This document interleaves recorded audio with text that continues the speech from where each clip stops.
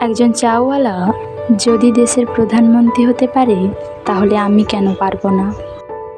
একটি ছেলে যে আগে জঞ্জাল পরিষ্কার করার কাজ করত, সে যদি দেশের অন্যতম ক্রিকেটার হতে পারে তাহলে আমি কেন পারবো না?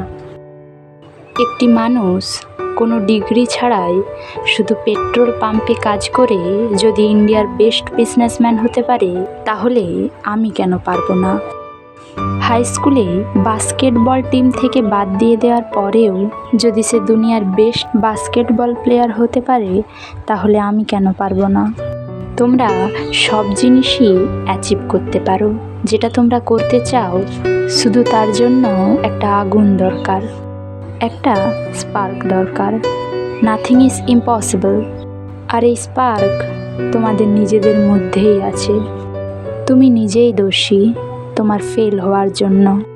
এখন তুমি যেখানে আছো সেটা তোমার অতীতে করা কর্মফল, এবং কাল তুমি যেখানে পৌঁছাবে সেটা তোমার আজকের করা কর্মফল। নিজেকে পজিটিভিটি দিয়ে ঘিরে রাখো। ধন্যবাদ।